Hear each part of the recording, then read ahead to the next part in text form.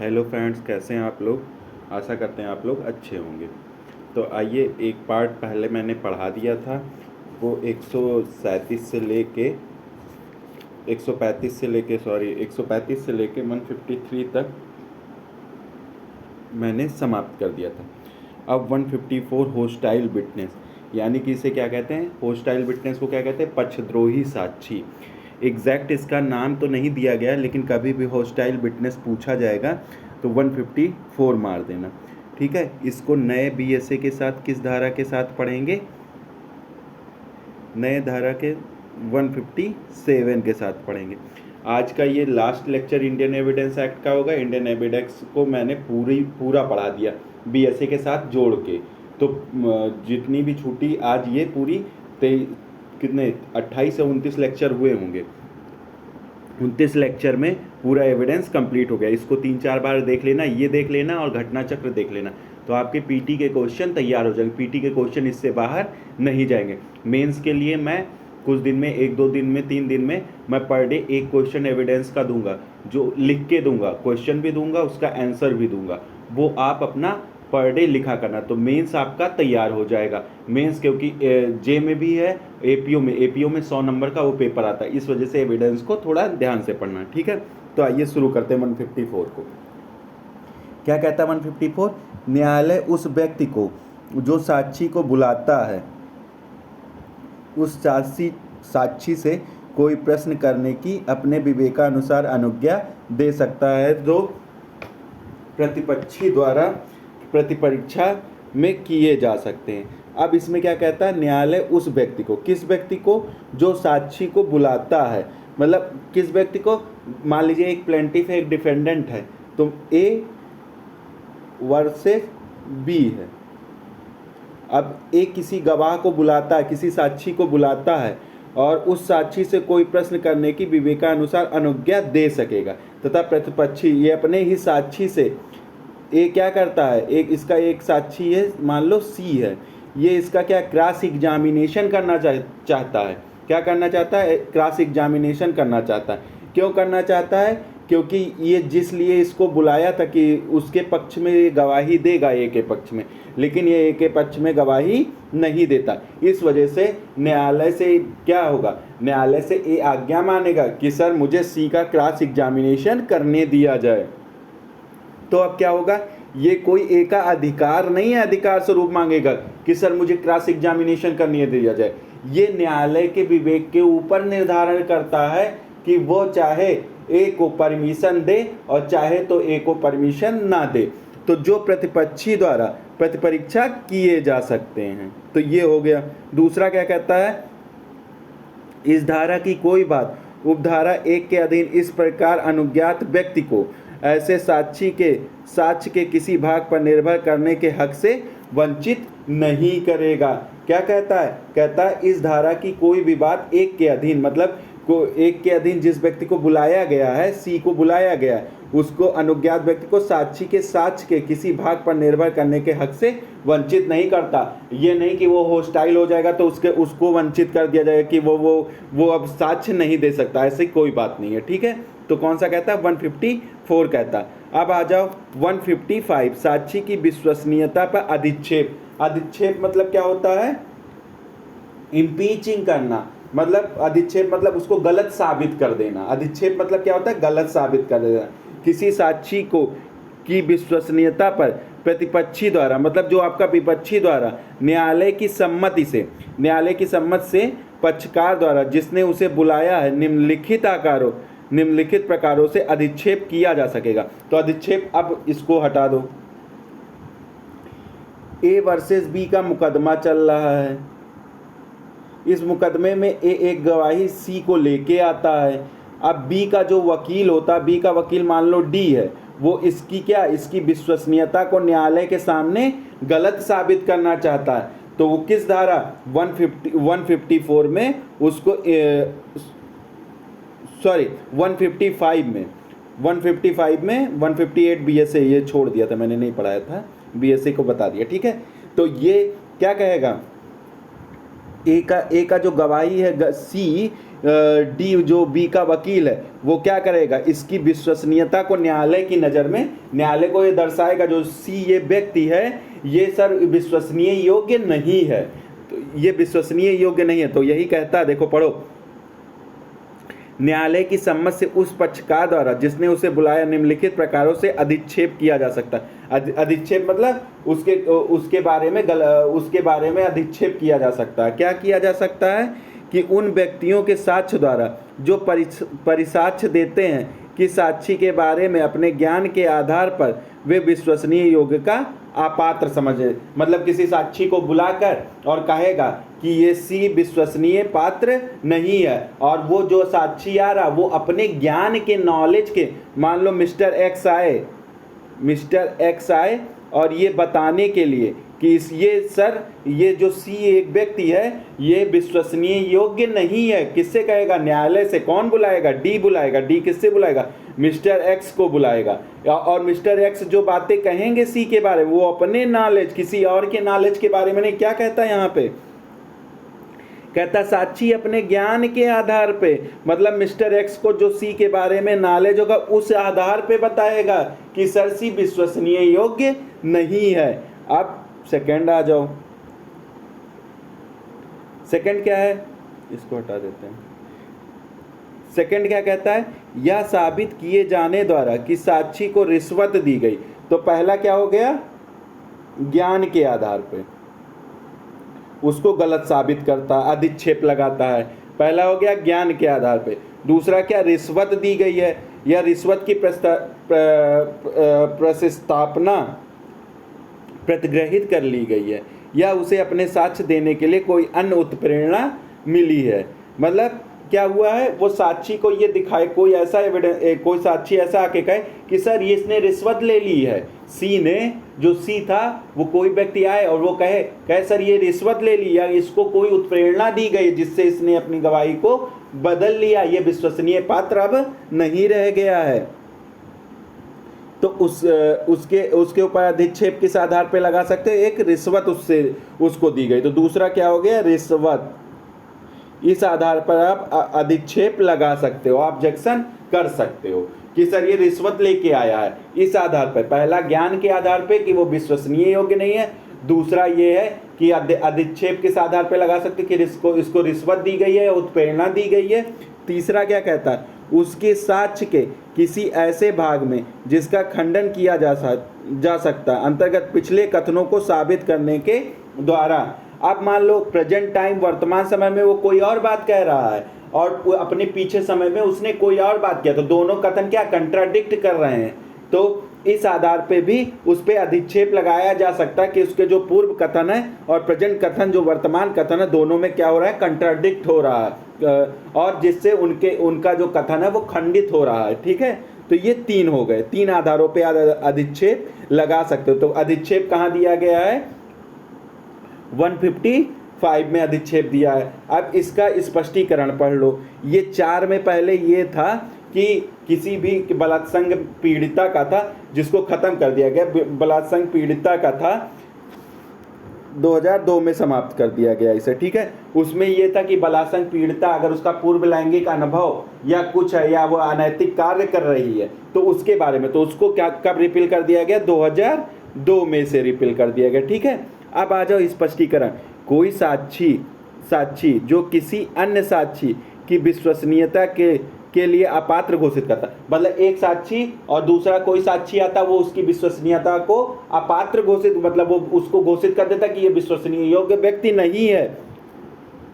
अपने से की गई मुख्य परीक्षा में अपने विश्वास के कारणों को चाहे तो ना बताए, मतलब वो ये ना बताए कि सर इस बात पे आप विश्वास कर लीजिए, वो कारण बताने के लिए बाध्य नहीं है कि आप किस कारण से कह रहे हैं कि ये विश्वसनीय पात्र नहीं, चाहे तो कारण ना भी बताए। किंतु क्रॉस एग्जामिनेशन में, प्रतिपरीक्षा में उससे उनके कारणों को पूछा, लेकिन जब क्रॉस एग्जामिनेशन होगा तो उसके कारणों को पूछा जाएगा। ये बात वो ऐसे साधारण गवाही देगा तो कह देगा सर ये विश्वास पात्र नहीं है, लेकिन जब आप विपक्षी वकील होगे, जब खड़े होके क्रॉस एग्जामिनेशन करोगे, तब क्रॉस एग्जामिनेशन में आप पूछोगे उससे कि आप किस आधार पे कह रहे हो कि ये विश्वसनीय पात्र नहीं है।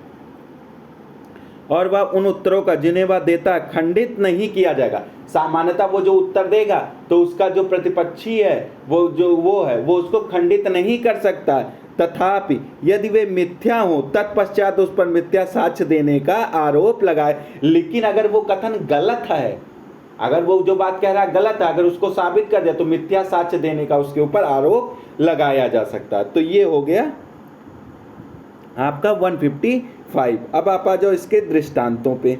दृष्टांत क्या कहता है? कहता है खा को बेचे गए, परिधान किए गए, खा को बेच दिया गया और दे दिया गया और उसको दे दिया गया, दिए गए माल के मूल्य के लिए खा पर क्या लाया जाता है? एक मुकदमा लाया जाता है। गा कहता है कि उसने खा को माल दे दिया था। यह दिखाया जाता है कि यह दिखाने के लिए साक्ष्य दिया जाता है कि पूर्व अवसर पर उससे कहा गया था कि उसने माल का परिधान खा को नहीं किया था। ठीक है,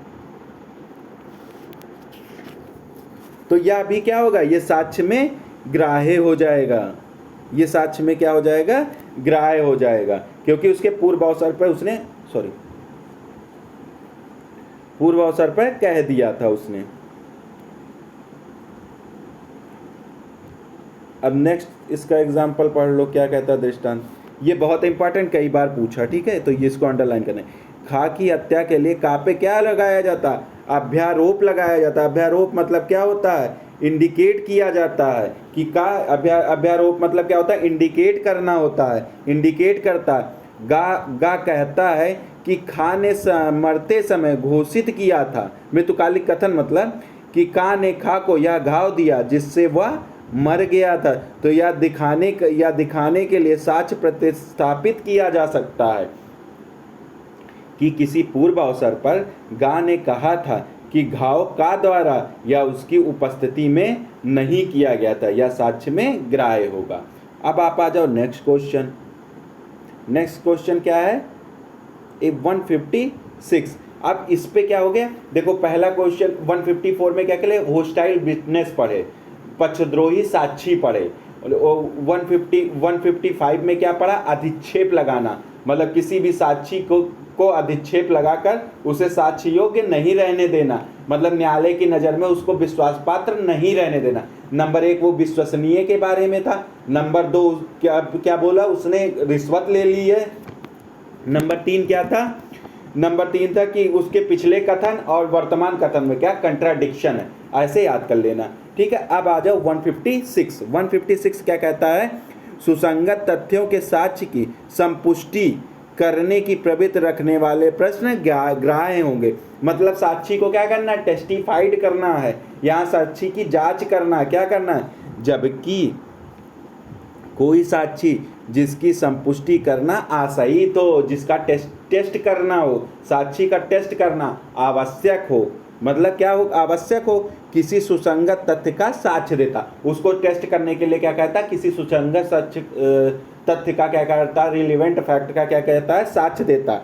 तब उससे अदर किन्हीं भी परिस्थितियों के बारे में प्रश्न किया जा रहा। जब उसको टेस्टिफाइड किया जा रहा तो अन्य किसी परिस्थितियों के बारे में क्या किया जाता? उससे क्वेश्चन किया जाता है। क्या किया जाता है? जिन्हें उसने उस समय या उस स्थान पर, मान लो एक आदमी ने लूट किया, तो लूट किस रास्ते से गया, किस बस से गया, कहाँ उतरा, कहाँ पहुँच के क्या किया, उसके साथ कितने व्यक्ति थे, क्या थे, ये सब क्या हो गए? अन्य प्रश्न भी उससे किए जा सकते, जिससे उस साक्षी की जांच की जा सके। उस स्थान पर के निकट संप्रेक्षित देखकर किया है जिस पर ऐसा रिलेवेंट फैक्ट घटित हुआ है। यदि न्यायालय की यह राय हो, क्या राय हो? ओपिनियन हो कि ऐसी परिस्थितियां यदि वह साबित हो जाएं तो साक्षी के उस सुसंगत तथ्य के बारे में जिसका वह साक्ष्य देता है परिसाक्ष्य को संपुष्टि कर देगा। तो मान लो कोई सह अपराधी है, वो अब क्या होता है? सरकार का गवाह बन जाता है। अब सरकार का गवाह बन जाएगा। अब मान लो आप विपक्ष के वकील में और सरकारी गवाह वो बन गया। अब उससे क्या करोगे? उसका टेस्टिफाइड करोगे। उसको टेस्टिफाइड किस सेक्शन में करोगे? 156 में उसको संपुष्टि करोगे। तो उससे तमाम अलग की बातें पूछोगे, कैसे अपराध हुआ, कहाँ से वेपन लाया, क्या किया, सारी चीज़ें पूछ के उसकी संपुष्टि करोगे। तो 156 में क्या किया जाता है? संपुष्टि किया जाता है। ये बात याद रख लेना।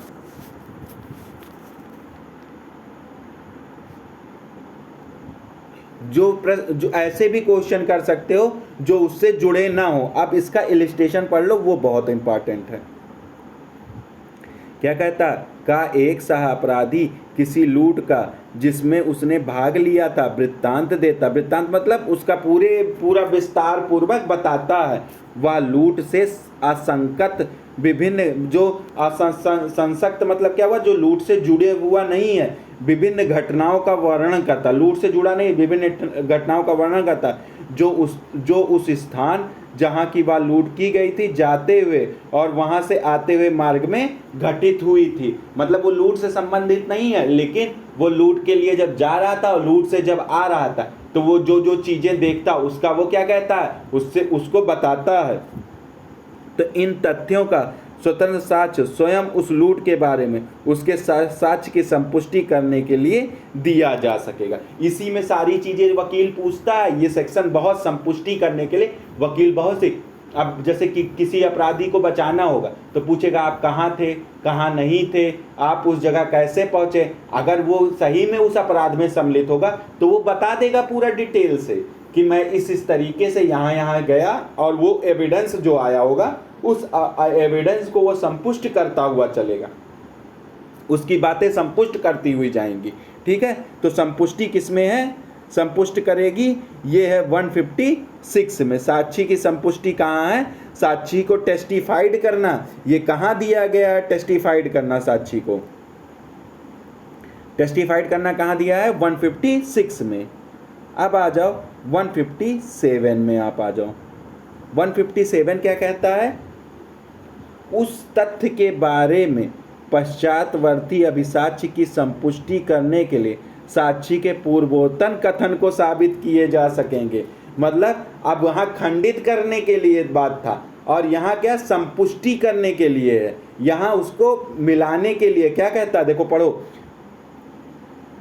किसी साक्षी के परिसाक्ष्य की संपुष्टि करने के लिए, क्या करने के लिए, संपुष्टि करने के द्वारा उसी तथ्य से संबंधित उस समय पर के लगभग जब वह तथ्य घटित हुआ था या किया हुआ था, उस तथ्य का अन्वेषण करने के लिए विधि द्वारा सक्षम प्राधिकारी के समक्ष किया हुआ कोई पूर्वोत्तर कथन साबित किया जा सकता है। अब उसके कथन को कैसे संपुष्टि, दोनों संपुष्टि कहता है, लेकिन वो उससे असंसक्त घटनाओं के आधार पर उसकी पुष्टि करता, और इसमें किसमें, उसके पूर्व कथन के आधार पे साबित करता। क्या कहता है, किसी साक्षी के परिसाक्ष्य मतलब साक्ष्य के चारों ओर की जो घटनाएं थी उनके बारे में क्या कहता है, संपुष्टि करने के लिए ऐसे साक्षी द्वारा उसी तथ्य से संबंधित उस समय पर या के लगभग जब वह तथ्य घटित हुआ था, किया हुआ था, या उस तथ्य का अन्वेषण करने के लिए विधि द्वारा सक्षम किसी प्राधिकारी के समक्ष हुआ था,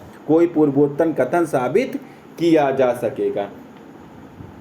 तो इसमें क्या है, उसके कोई पूर्वोत्तर कथन साबित कर सकोगे। तो 157 में उसके पूर्वोत्तर कथन 157 में साबित करोगे। इसको एक सेक्शन रेड विथ पढ़ लेना, इंडियन एविडेंस की धारा 145 के साथ। इंडियन अब नए वाले का याद नहीं, आप लोग देख लेना। 145 के साथ वहाँ पे क्या किया जाता है, देखो इन दोनों धाराओं में क्या अंतर है, वहाँ खंडन किया जाता है, उस धारा में पूर्वोत्तर कथन द्वारा खंडन किया जाता है, यहाँ क्या किया जाता है, मंडन किया जाता है, उसकी संपुष्टि किया जाता है। खंडन 145 से होता है पूर्वोत्तर कथन के, तो उसके पूर्वोत्तर कथन द्वारा खंडित किस धारा में, 145 के तहत किया जाता है, और मंडन कहाँ किया जाता है, उसकी संपुष्टि कहाँ की जाती, 157 में की जाती। इतनी चीजें हो गई। अब आप आ जाओ नेक्स्ट धारा पे। नेक्स्ट धारा क्या कहता है, कहता है कि साबित कथन के बारे में जो कथन धारा 32 धारा 33 के अधीन सुसंगत है, कौन सी बातें साबित की जा सकेंगी। अब ये क्वेश्चन बड़ा खूब पूछता है, इसको ध्यान से पढ़ना। जब कभी कोई कथन, कोई स्टेटमेंट जो धारा 32 और 33 के अधीन क्या है, रिलेवेंट है, सुसंगत है, साबित कर दिया जाए, धारा 32 साबित कर दिया जाए, तब चाहे उसके खंडन के लिए या संपुष्टि के लिए, मतलब 3233 के या तो खंडन के लिए या संपुष्टि के लिए जिसके द्वारा वह दिया गया था, उस व्यक्ति की विश्वसनीयता को अधिक्षेपित या पुष्टि करने के लिए वे सभी बातें साबित की जाएंगी जो यदि वह व्यक्ति साक्षी के रूप में बुलाया गया होता और उसका क्रॉस एग्जामिनेशन हुई होती तो बात की सत्यता का प्रत्याख्यान किया होता तो वह साबित की जा सकेगी। 127 में क्या है, 158 में क्या है, 32 और 33 के अधीन जो कथन सुसंगत है तो उनको कैसे साबित किया जा सकेगा, वो कहाँ 158 में दिया गया है।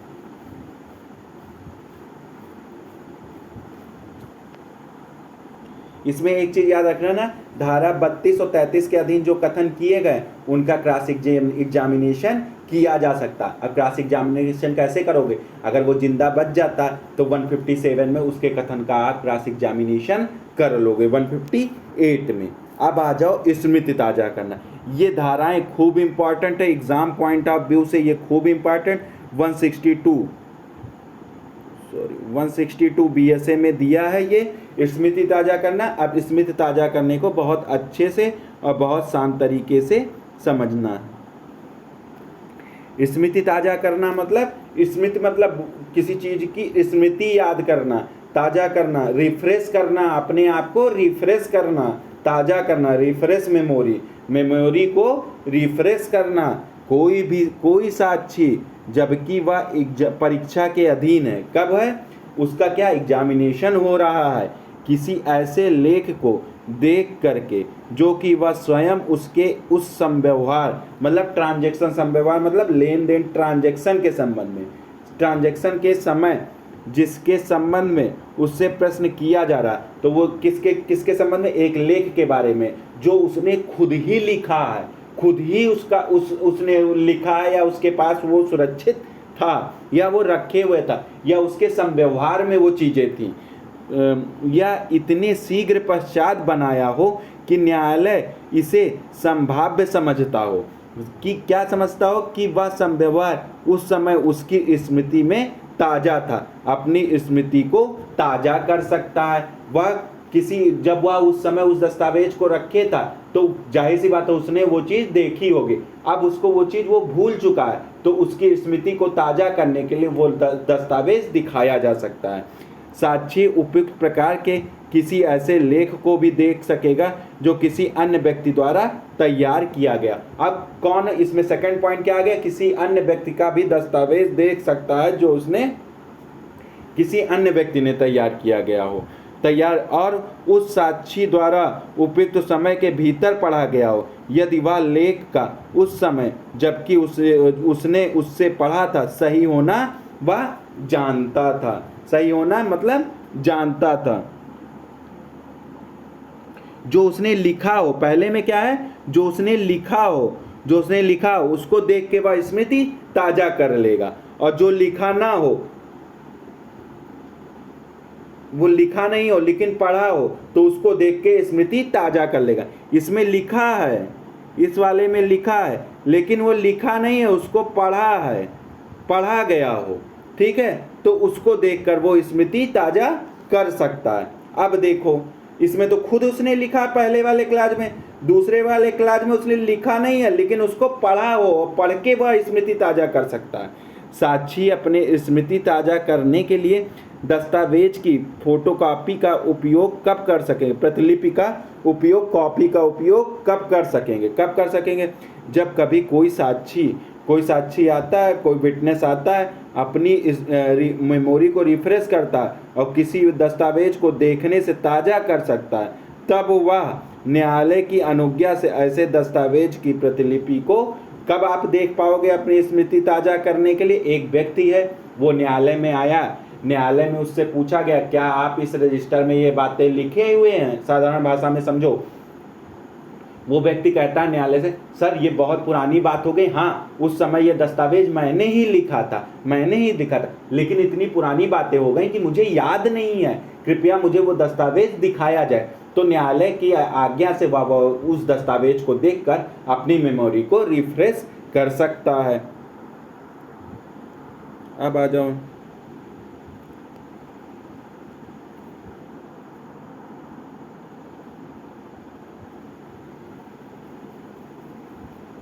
अब देखो ये इंपॉर्टेंट है, ये खूब पूछता है। दस्तावेज की प्रतिलिपि भी देख के स्मृति ताजा की जा सकती।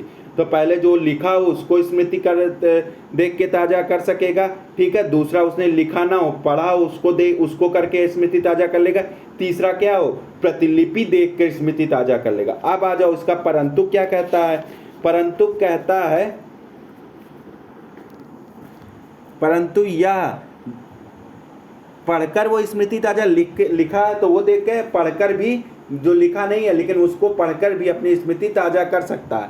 और तीसरा क्या था, तीसरा उसकी प्रतिलिपि फोटोकॉपी देखकर भी स्मृति ताजा। परंतु यह जबकि न्यायालय को समाधान हो जाता है, समाधान हो जाता है मतलब क्या, सेटिस्फाइड हो जाता है न्यायालय, क्या हो जाता है कि मूल को पेश ना करने के लिए पर्याप्त कारण है, मूल को ना पेश करने के लिए पर्याप्त कारण है, तो विशेषज्ञ अपनी स्मृति वृत्तिक पुस्तकों को देखकर ताजा कर सकता है। ठीक है, एक चीज जान जाओ, जो अनपढ़ व्यक्ति है वो स्मृति ताजा नहीं कर सकता। तो एक ऐसी धारा है 159 जिसका उपयोग अनपढ़ व्यक्ति नहीं कर सकता, ये दिमाग में बैठा लेना। अब आ जाओ 160। तो 159 में जो दस्तावेज देखता है उसके तथ्यों को किस अन्य साक्ष्य द्वारा साबित कर सकता है, ये बताया गया 160 में। धारा 159 में वर्णित दस्तावेज में कथित तथ्यों के लिए क्या होता है, परिसाक्ष्य, उसकी टेस्टामनी कैसे की जाएगी ये बताया गया। कोई साक्षी किसी ऐसे दस्तावेज में जैसे धारा 129 में वर्णित है, ऐसा दस्तावेज जिसको देख के उसने 159 में वर्णित मतलब वह दस्तावेज जिसको देख कर वह उसने अपनी स्मृति ताजा की है, वर्णित तथ्यों का भी, चाहे उसने स्वयं उन तथ्यों का विनिर्दिष्ट स्मरण नहीं हो, परिसाक्ष्य दे सकेगा यदि उसे यकीन हो कि वे तथ्य उस दस्तावेज में ठीक ठीक अभिलिखित थे। ठीक ठीक अभिलिखित मतलब लिखे गए थे। तो यहाँ पे साक्ष्य के बारे में 159 स्मृति ताजा करना, उसके साक्ष्य के बारे में उसको टेस्ट करना कहाँ दिया गया है, 160 में दिया गया। स्मृति ताजा कर रहा है जिन कथनों को, जिन दस्तावेज के द्वारा, उसका टेस्टिफाइड कहाँ करोगे, टेस्ट कहाँ करोगे, उसको 160 द्वारा उसका टेस्ट किया जाएगा। और टेस्ट में क्या है देखो, अब इसका दृष्टांत पढ़ लो। कोई लेखाकार कारोबार के अनुक्रम में नियमित रूप से रखी जाने वाली बहियों में उसके द्वारा अभिलिखित तथ्यों का परिसाक्ष्य दे सकेगा यदि वह जानता हो कि बहियाँ ठीक ठीक रखी हैं, यद्यपि वह प्रविष्ट किए गए प्रविष्ट व्यवहारों को भूल गया हो। मतलब वो टेस्टिफाई करने के लिए वो दस्तावेज लेकिन उसके याद में नहीं है, लेकिन तब भी वो दस्तावेज वो न्यायालय में प्रस्तुत करने के लिए कह सकता है। ये कहाँ है, ये 160 में दिया गया है। ठीक है, अब आ जाओ 161 में। देखो, स्मृति ताजा करने के लिए प्रयुक्त लेख के बारे में प्रतिपक्षी का अधिकार। अब डिफेंडेंट का क्या अधिकार होगा, जो आपका क्या होता है अगेंस्ट पार्टी होता है, एडवर्स पार्टी होता है, उसका क्या अधिकार होगा। पूर्ववर्ती अंतिम धाराओं, 2 धाराओं के उपबंधों के अधीन देखा गया कोई लेख पेश करना, प्रतिपक्षी को दिखाना होगा यदि वह उसकी अपेक्षा करे। अब जिस दस्तावेज को आप देखकर स्मृति ताजा कर रहे हो वो दस्तावेज आपका अगेंस्ट पार्टी वाला वकील या व्यक्ति मांग सकता है कि मुझे भी दिखाओ। ऐसा पक्षकार यदि वह चाहे तो उस साक्षी से उसके बारे में क्या कर सकता है, क्रॉस एग्जामिनेशन कर सकता है। तो क्रॉस एग्जामिनेशन का अधिकार 161 में 159 में स्मृति ताजा करेगा, 160 में वो उसका टेस्टिमनी किया जाएगा, उसके क्या बता परिसाक्ष्य लिया जाएगा। ठीक है, और 161 में क्या होगा, प्रतिरक्षा क्या बोलते हैं क्रॉस एग्जामिनेशन का अधिकार रहेगा। तो ये 3 धाराएं स्मृति ताजा करने से संबंधित है, 159, 160, 161। अब आ जाओ 162। 162 क्या कहता है, दस्तावेज को पेश किया जाना। 162 क्या कहता है, दस्तावेज को पेश किया जाना। किसी दस्तावेज को पेश करने के लिए सम्मिलित साक्षी, मतलब कोई साक्षी है जो दस्तावेज यदि वह उसके कब्जे में या शक्ति के अधीन हो, ऐसे किसी आक्षेप के होने पर भी जो उसे पेश करने या उसकी ग्राह्यता के बारे में हो उसे न्यायालय में लाएगा, ऐसे किसी आक्षेप की विधिमान्यता न्यायालय द्वारा भी निश्चित की जाएगी। किसके द्वारा? न्यायालय द्वारा भी निश्चित किया जाएगा। न्यायालय यदि यह ठीक समझे तो उस दस्तावेज का, यदि वह राज्य की बातों से संबंधित ना हो, निरीक्षण कर सकेगा या अपने को उसकी ग्राह्यता अवधारित करने योग्य बनाने के लिए अन्य साक्ष्य ले सकेगा। ठीक है, अब आ जाओ, इसमें क्या है? दस्तावेजों को प्रोड्यूस किया जाना है। अब आ जाओ, दस्तावेजों का अनुवाद। यदि ऐसे प्रयोजन के लिए किसी दस्तावेज का अनुवाद कराना आवश्यक हो तो वह न्यायालय, यदि वह ठीक समझे तो अनुवादक को निर्देश दे सकेगा कि वह उसकी अंतर्वस्तु को गुप्त रखे, सिवाय जबकि दस्तावेज को साक्ष्य में दिया जाना हो, तथा यदि अनुवादक ने ऐसे निर्देश की अवज्ञा करे तो वह धारित किया जा सकेगा कि भारतीय दंड संहिता की धारा 166 के अधीन अपराध किया है। तो ये हो गया आपका 162 हो गया। क्या हो गया? सूचना पाने पर दस्तावेज लेकर आता है तो साक्ष्य में उसका प्रयोग कर सकता है। सॉरी, ये तो वो हो गया प्रोड्यूस करना। अरे, दस्तावेज का पेश किया जाना। पेश किया जाना कहाँ है? 162 में। किसी दस्तावेज को पेश करने के लिए सम्मिलित साक्षी है, यदि वह उसके कब्जे में और सख्ताधीन है तो ऐसे आक्षेप के होने पर भी जो उसे पेश करने या उसकी ग्राह्यता के बारे में हो उसे न्यायालय में लाएगा, और ऐसे किसी आक्षेप की विधिमान्यता न्यायालय द्वारा भी निश्चय की जाएगी। किसके द्वारा? न्यायालय द्वारा निर्धारित की जाएगी। देखो 162 क्या है? दस्तावेज के प्रस्तुतिकरण हेतु आहूत बुलाया जाता है। साक्षी उक्त दस्तावेज को न्यायालय के समक्ष लाएगा यदि प्रश्नगत दस्तावेज उसकी शक्ति के या कब्जे में हो। तो नंबर 1 क्या होगा? उसके कब्जे में हो या उसके शक्ति के अधीन हो। देखो दिया है यहाँ, कब्जे में हो या उसके सख्त के अधीन हो। तो प्रस्तुतिकरण तथा ग्राह्यता संबंधी आपत्ति पर न्यायालय में उसकी प्रस्तुतिकरण के लिए और उसकी एडमिसिबिलिटी के लिए जो आपत्ति की जाती वो कहाँ की जाएगी? वो न्यायालय में की जा सकेगी। न्यायालय आपत्ति की वैधानिकता, न्यायालय उस आपत्ति को बताएगा कि ग्रहण योग्य है कि ग्रहण योग्य नहीं है। उसकी वैधानिकता का निर्धारण कौन करेगा? न्यायालय करेगा। ग्राह्यता के अवधारण हेतु आवश्यक होने पर न्यायालय क्या करेगा? न्यायालय दस्तावेज का निरीक्षण कर सकेगा। उसकी ग्राह्यता के बारे में क्या, जो दस्तावेज पेश किया जाता कहाँ? 162 में न्यायालय क्या करेगा? उसकी ग्राह्यता के बारे में क्या होगा? निरीक्षण कर लेगा, तथा वो निरीक्षण करेगा तथा देखो दिया है साक्ष्य भी मांग लेगा, साक्ष्य भी मांग सकेगा। और क्या करेगा?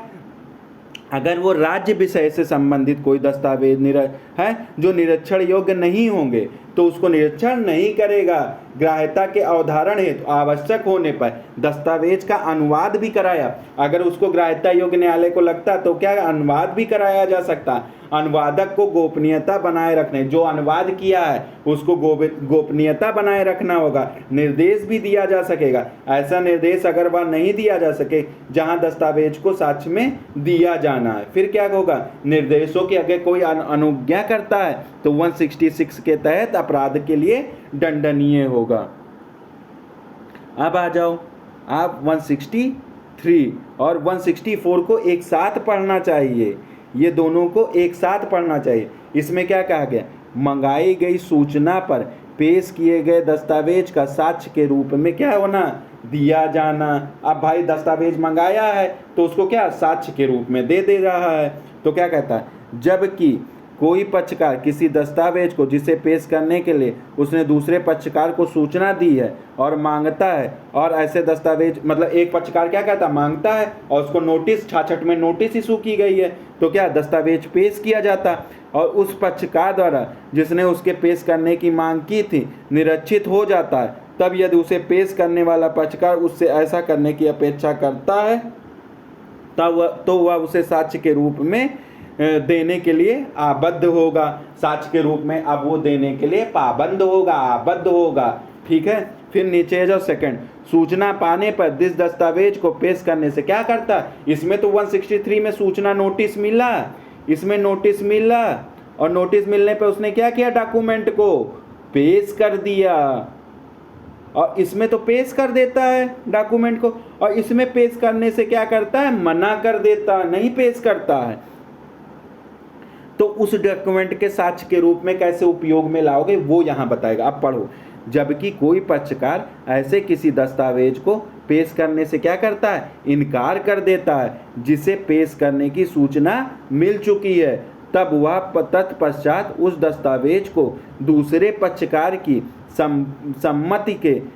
सम्मति या न्यायालय के आदेश के बिना साक्ष्य के रूप में उपयोग में नहीं लाएगा। अब देखो, मान लो आपको नोटिस मिला और आपने उस डॉक्यूमेंट को न्यायालय में प्रोड्यूस नहीं किया, तब आप क्या उस दस्तावेज को साक्ष्य के रूप में उपयोग में ला सकते हो? सामान्यतः आप उस दस्तावेज को साक्ष्य के रूप में उपयोग में नहीं ला सकते हो। कब लाओगे? जब आपका अगेंस्ट पार्टी वाला आपको अनुमति दे दे, आपको क्या बोलते, सहमति अपनी दे दे, और न्यायालय से आपने आदेश प्राप्त कर लिया हो, तभी आप उस दस्तावेज को साक्ष्य के रूप में ग्राह्य बना सकते हो। अब देखो, इसको एक बार मैं इसको फिर से दोहरा देता हूँ। जो प्रस्तुतिकरण का नोटिस देने वाला पक्ष है, दस्तावेज के प्रस्तुतिकरण के लिए के बाद तथा उसके निरीक्षण के बाद प्रस्तुत करने वाले पक्ष की अपेक्षा पर दस्तावेज को साक्ष्य के रूप में देने के लिए बाध्य होगा। नोटिस दिया गया तो आप बाध्य हो जाओगे कि आप उसे न्यायालय में प्रोड्यूस करो, और नोटिस के बावजूद भी प्रस्तुत ना करने वाले, अब नोटिस के बाद भी आप प्रोड्यूस नहीं कर रहे हो, तो क्या होगा, तो उसे साक्ष्य के रूप में उपयोग में नहीं ला सकते हो। दो कंडीशन है जब साक्ष्य के रूप में आप उपयोग ला सकते हो: जब विरोधी पक्षकार ने दूसरे पक्षकार ने सम्मति दे दी गई हो और न्यायालय से अनुज्ञा प्राप्त कर लिया गया हो, तो आप प्रस्तुत कर सकते हो। अब आ जाओ नेक्स्ट, आ जाओ क्या कहता है, ये हो गया। अब आ जाओ नेक्स्ट, ये आ जाओ नेक्स्ट पे।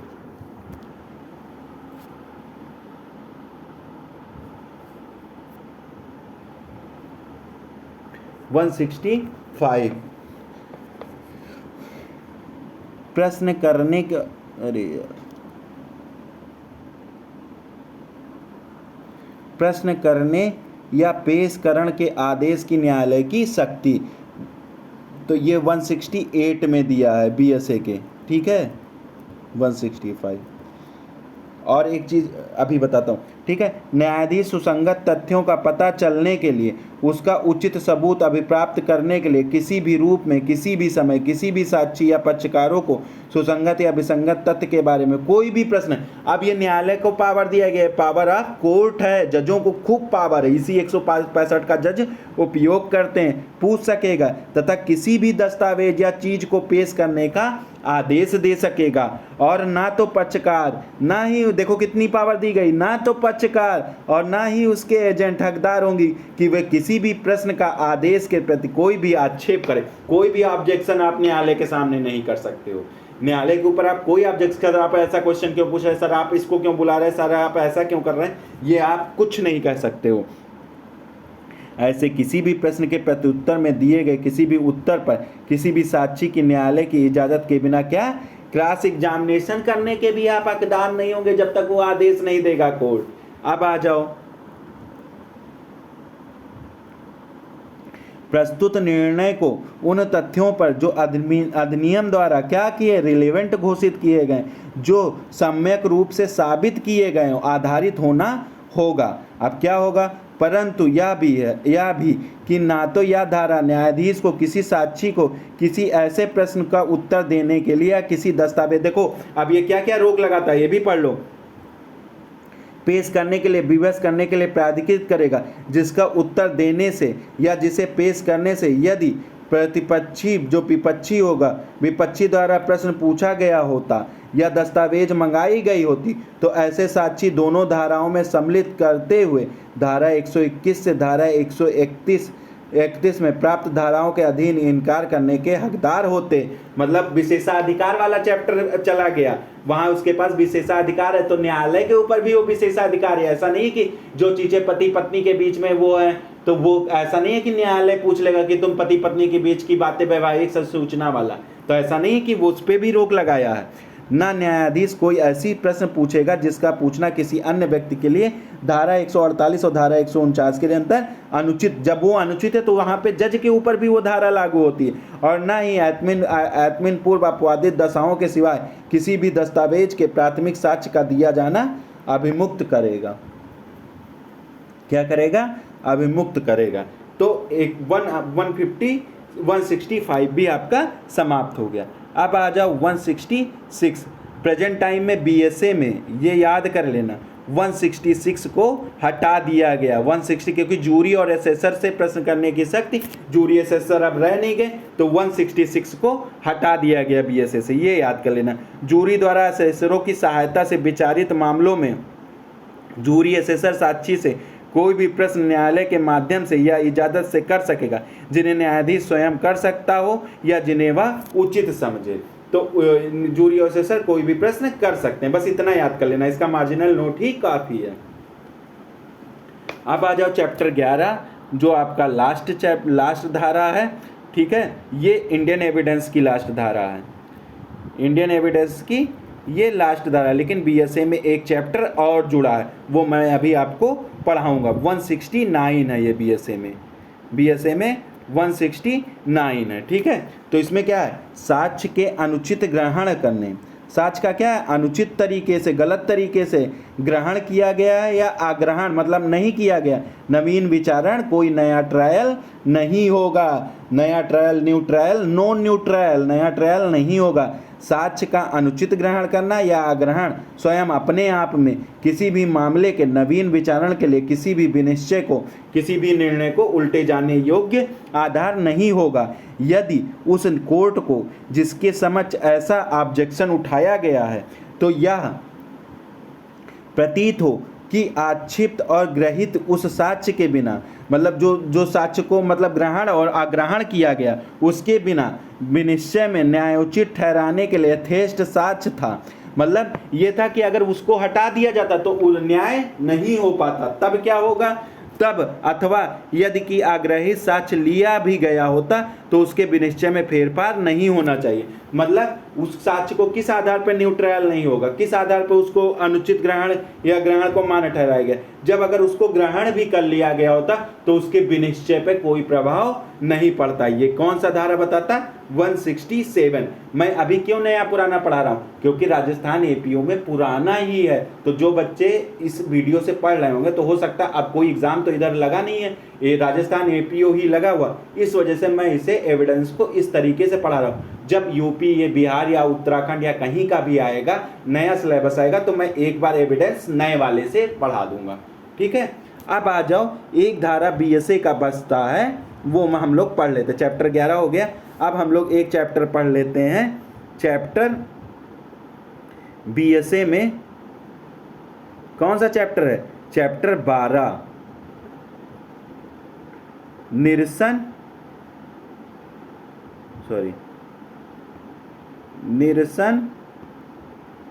और व्यावृत्ति। ये कौन सा है धारा? 170। ये कहाँ, ये किसमें? नए में दिया गया। 170 किसमें दिया गया? व्यावृत्तियाँ दी गई हैं और निरसन दिया गया। ये बीएसए का लास्ट सेक्शन है। तो इसको क्यों बनाया गया? इसको इसलिए बनाया गया है कि जो पुराने एविडेंस से मुकदमे चल रहे थे, या जो पुराने एविडेंस, अभी उन मुकदमों पे तो पुराना एविडेंस ही लागू है ना, जिससे पुराना एविडेंस लिया गया होगा, तो उनको नहीं रोका गया, उनको निरसित नहीं किया गया, उनको यहाँ क्या किया गया? सेव किया गया है, ठीक है, बचाया गया है, ठीक है। इसीलिए 170 को बताया गया, जो कि पुराने जो चीज़ें चल रही उनको क्या किया गया? सेव किया गया 170 में। तो इस प्रकार आज एविडेंस समाप्त हो गया। The end. 29 लेक्चर में पूरा एविडेंस, अगर आप इसको 4-5 बार 10 बार देख लोगे पूरी वीडियो को, और जो मैंने घटना चक्र से पढ़ाया, आपकी फायदे की बात बता रहा हूँ, कोई नहीं पढ़ाया होगा पूरा घटना चक्र और पूरा ये देख लेना, पूरे यूट्यूब चैनल पे किसी ने नहीं पढ़ाया होगा। तो इतना पढ़ लोगे तो पीटी पूरा तैयार हो गया। मेंस की मेरी जिम्मेदारी है, वो मैं आपको रोज एक क्वेश्चन दूंगा, तो जो नए स्टूडेंट भी होंगे उनको बहुत फायदा होगा। वो क्वेश्चन देख देख के केवल लिखेंगे और किस तरीके से क्वेश्चन मेंस में लिखा जाएगा वो भी मैं बता दूंगा, ठीक है। Okay, thank you. अगर मेरा प्रयास अच्छा लगा तो आप लोग मेरी मदद कर सकते हैं, और अगर मेरा प्रयास अच्छा, अगर मैं इतनी मेहनत करता हूँ, इतना प्रयास करता हूँ, 2-4 सब्सक्राइबर मेरे बढ़ जाते हैं तो मुझे बहुत खुशी मिलती है। तो मैं आप लोगों से यही अपेक्षा करूँगा कि मेरे चैनल को लाइक और सब्सक्राइब कर दें और दोस्तों तक पहुँचा दें, जिससे मुझे और अच्छे-अच्छे कंटेंट हम आप लोगों को प्रोवाइड कर सकें। Okay, thank you.